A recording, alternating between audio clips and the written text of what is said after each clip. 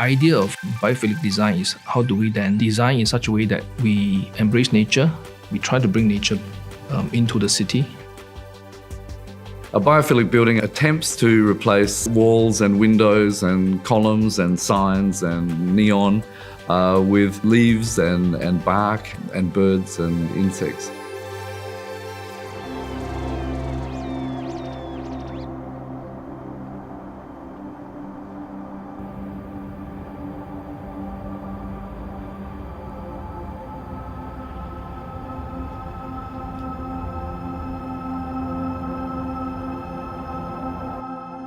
There are benefits of connectivity with nature because I think it's a combined effect of psychological health as well as physiological health, where the fresh air as well as natural light, because that helps body generate vitamin D.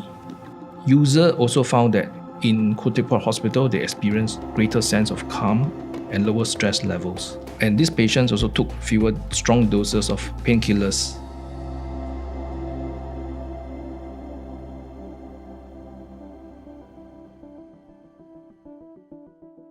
What we've been interested in is, can we achieve this in a high-density city? So can we make 100% replacement of the green area of the city? Or can we even exceed it? The most we've achieved is on the Oasia Downtown Hotel, where we have 1,100% of green plot ratio. So this means we have 11 times the amount of nature in the building than we would if we had no building at all. We just had the empty site as a garden. Even with just 10% of new buildings having 1,000% of nature, we can quite rapidly retrofit a city to have the equivalent of 100% green cover of the city.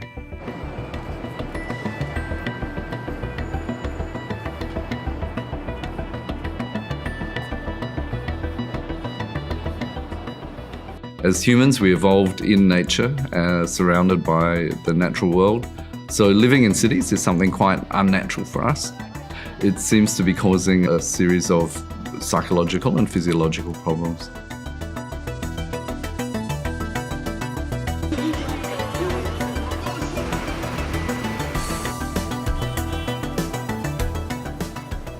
We're actually surrounded by a lot of things that have too much cultural loading on them.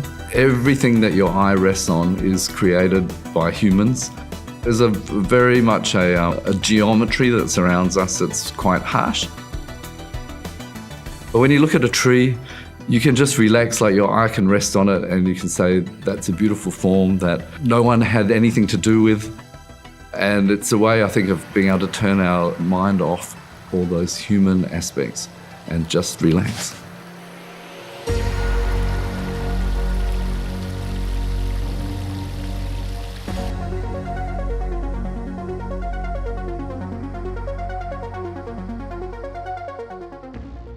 So biophilic architecture does foster urban ecology by creating opportunities for a richer, diverse ecosystem.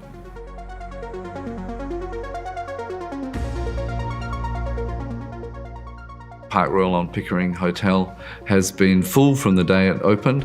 So many people see it as a place they would like to experience and stay in. So the gardens have actually become the biggest factor in driving guests into the hotel. And I have to say, it is a wonderful thing to see someone walking down the street, their eyes drift onto the building, they stop dead, they might tap their companion on the shoulder and then they point at the building, and the very first reaction they have is they move towards the building and they just want to go into it. And as an architect, there's nothing more rewarding than that.